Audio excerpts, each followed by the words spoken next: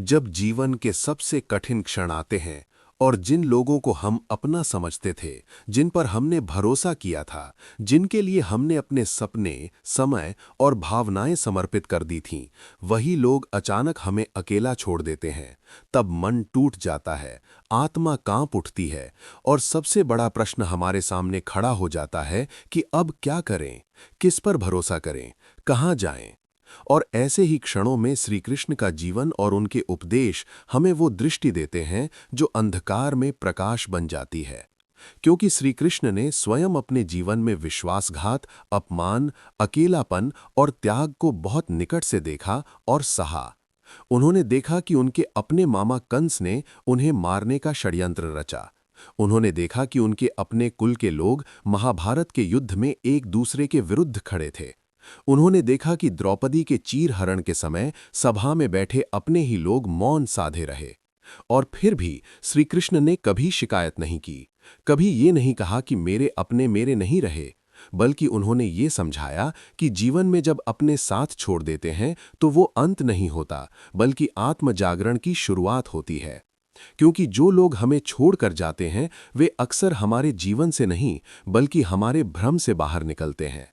वे हमें ये सिखाने आते हैं कि हर रिश्ता स्थायी नहीं होता और हर साथ शाश्वत नहीं होता। गीता में श्री कृष्ण अर्जुन से कहते हैं कि ये संसार परिवर्तनशील है, यहाँ जो आया है वो जाएगा और जो गया है वो लौटकर नहीं आएगा। इसलिए दुख इस बात का नहीं होना चाहिए कि लोग हमें छोड़ गए, बल्कि दुख इस बात का होना चाहिए कि हमने उन्हें अपने जीवन का केंद्र बना लिया। जबकि श्री कृष्ण सिखाते हैं कि जीवन का केंद्र कोई व्यक्ति नहीं बल्कि कर्तव्य और आत्मा होनी चाहिए। जब अपने ही साथ छोड़ देते हैं तब सबसे पहले मन में प्रश्न उठता है कि हमारी गलती क्या थी, हमने क्या कमी रखी, और यहीं से आत्मग्लानि का विष फैलने लगता है। लेकिन श्री कृष्ण का संदेश स्पष्ट है कि हर त्याग आपकी कमी के कारण नहीं होता। कभी-कभी लोग इसलिए छोड़ते हैं क्योंकि वे आपके विकास के साथ चलने में सक्षम नहीं होते, क्योंकि आपकी चेतना उनसे ऊंची हो चुकी होती है। इसलिए जब लोग आपको छोड़ें तो स्वयं को दोष देना बंद करें और ये समझें कि ये ईश्वर की व्यवस्था है जो आपको उस भीड़ से बाहर निकाल रही है जहां आपकी आत्मा घुट रही थी। श्री कृष्ण कहते हैं कि अकेलापन कोई अभिशाप नहीं बल्कि एक परीक्षा है, क्योंकि अकेलेपन में ही व्यक्ति स्वयं से संवाद करता है, स्वयं को पहचानता है और अपनी वास्तविक शक्ति को समझता है। अर्जुन भी युद्ध भूमि में अकेला ही खड़ा था। उसके सामने उसके अपने ही लोग थे और उसका मन टूट चुका था। लेकिन उसी क्षण श्री कृष्ण ने उसे ये नहीं कहा कि तुम गलत हो या कमजोर हो, बल्कि उसे ये समझाया कि मोह ही दुख का कारण है, और जब मोह टूटता है तभी विवेक जागता है। रिश्तों में विश्वासघात का दर्द इसलिए गहरा होता है क्योंकि हम अपेक्षा करते हैं कि सामने वाला वैसा ही रहेगा जैसा हमने उसे अपने मन में गढ़ लिया था। जबकि श्री कृष्ण कहते हैं कि अपेक्षा दुख की जननी है। जिस दिन तुमने अपेक्षा छोड़ दी उसी दिन से तुम्हारा दुख समाप्त होने लगेगा। इसका अर्थ ये नहीं कि रिश्ते मत रखो, बल्कि इसका अर्थ ये है कि रिश्तों को अपनी आत्मा की कीमत पर मत रखो। जब कोई आपको छोड़ देता है तब सबसे बड़ा सबक ये होता है कि अब आपको अपने जीवन की बागडोर स्वयं संभालनी है। क्योंकि जब तक कोई साथ होता है तब तक हम अनजाने में उस पर निर्भर हो जाते हैं, और निर्भरता ही भविष्य के दुख की नींव बनती है। श्री कृष्ण का जीवन इस बात का प्रमाण है कि उन्होंने कभी किसी को अपने जीवन का सहारा नहीं बनाया। वे सबके सहायक बने लेकिन किसी पर आश्रित नहीं रहे। और यही कारण था कि जब पूरी दुनिया उनके विरुद्ध खड़ी हो जाती तब भी वे शांत रहते, मुस्कुराते और आगे बढ़ते।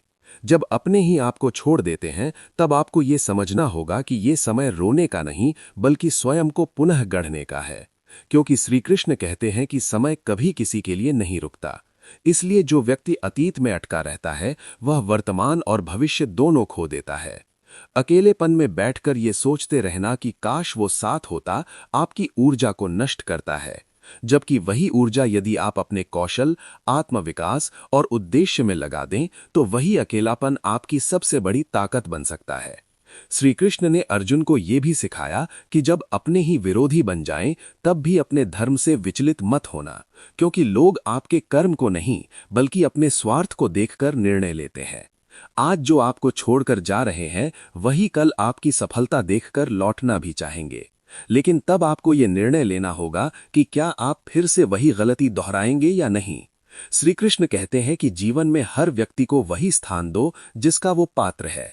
जो साथ चल सकता है उसे साथ रखो और जो बोझ बन रहा है उसे प्रेम पूर्वक छोड़ दो।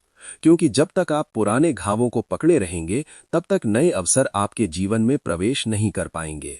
अकेलापन आपको ये सिखाता है कि स्वयं से बड़ा कोई मित्र नहीं और स्वयं से बड़ा कोई शत्रु नहीं। यदि आप अपने मन को नियंत्रित कर लें तो दुनिया की कोई भी परिस्थिति आपको तोड़ नहीं सकती।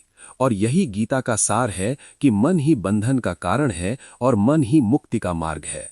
जब अपने ही साथ छोड़ देते हैं तब सबसे पहले अपने भीतर श्री कृष्ण को जागृत कीजिए, अर्थात विवेक, धैर्य और कर्म योग को अपनाइए। शिकायत छोड़िए, तुलना छोड़िए और ये स्वीकार कीजिए कि हर टूटन आपको मजबूत बनाने के लिए आती है। क्योंकि यदि अर्जुन का मोह न टूटता तो वो कभी अपने भीतर के योद्धा को नहीं पहचान पाता। और यदि आपके जीवन से कुछ लोग न जाते तो आप कभी ये नहीं समझ पाते कि आप अकेले भी पर्याप्त हैं। इसलिए जब अगली बार कोई आपको छोड़कर जाए तो ये मत कहिए कि मेरा सब कुछ चला गया, बल्कि ये कहिए कि अब मेरा पुनर्जन्म हो रहा है। क्योंकि श्री कृष्ण का संदेश यही है कि जो छिन गया वो कभी आपका था ही नहीं, और जो वास्तव में आपका है वो आपको कोई छीन नहीं सकता।